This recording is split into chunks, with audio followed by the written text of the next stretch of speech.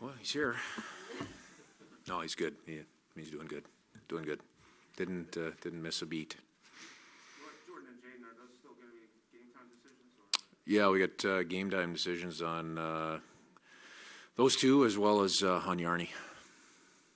Penguins coming to this with number one penalty kill in the league. What are some of the things you guys are going to have to do to counteract that besides draw penalties? Well, we got to be good at what we do. We got to be sharp, and we got to be really in tune and doing the things that we do well. And it starts with entering the zone and getting set up, and then executing from there.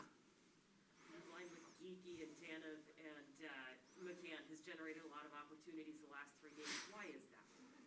Well, those three guys are building chemistry. I find that group of three, they're working hard, obviously, up and down the rink, and that's what it starts there. They've been responsible and good defensively.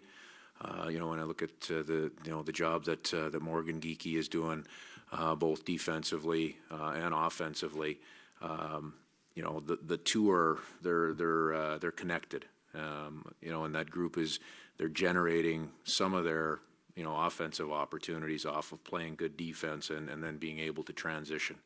Staying with Morgan, what growth have you seen from him in these last several weeks where you trust him in those situations on both ends of the ice? He continues to earn a little bit extra week in and week out.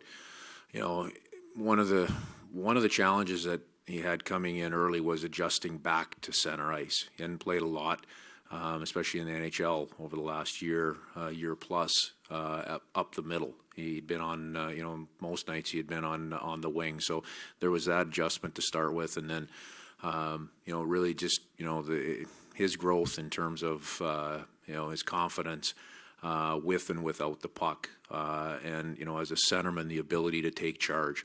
Sometimes that takes a little bit of time for a young player especially when you're playing with veteran players.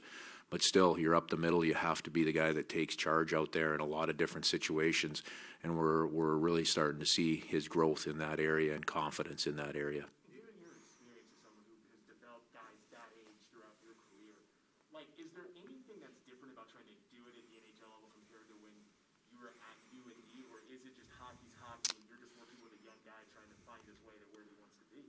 Well, there's stress, a little bit more stress on a young player here. But everybody handles that differently regardless of what level that you're at. So, you're obviously under, a different microscope here when you're working to grow your game and develop certain areas, especially when things don't go well.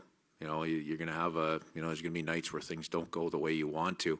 Probably a little more difficult when you're under, the bright spotlight and the microscope, that we have at this level, and we've found that, Morgan has very quietly handled that well.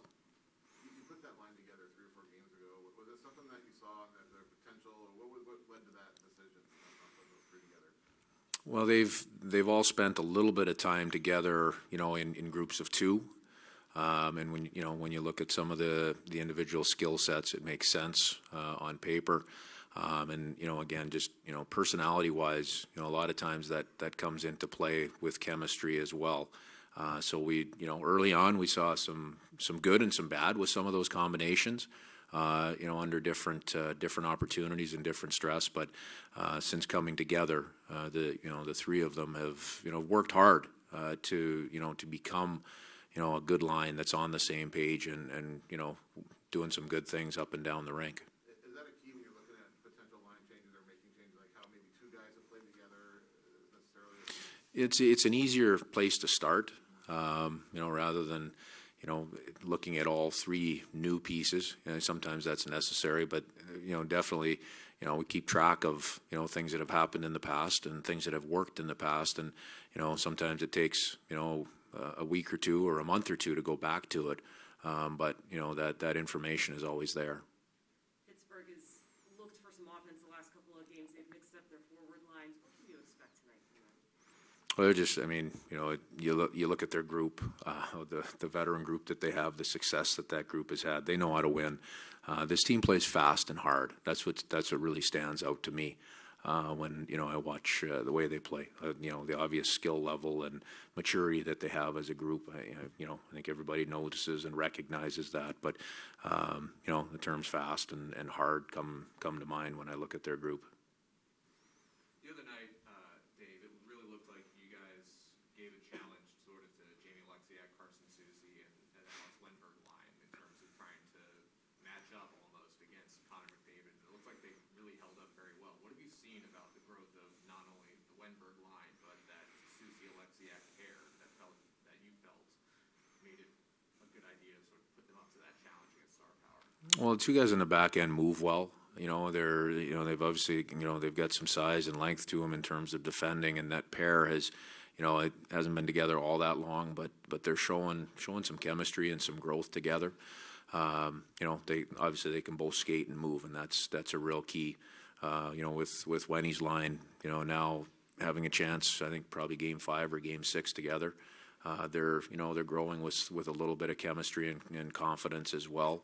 You know, and you know, they drew that task the other night, and they did a good job. They probably had 3/4 of their shifts, you know, against that unit. So you're going to have times where you bend a little bit, and we did, you know, and their line did, but they're veterans, and you know, they have the confidence to come back and push back, you know, as quick as possible, you know, the next shift. Good. Great, thanks.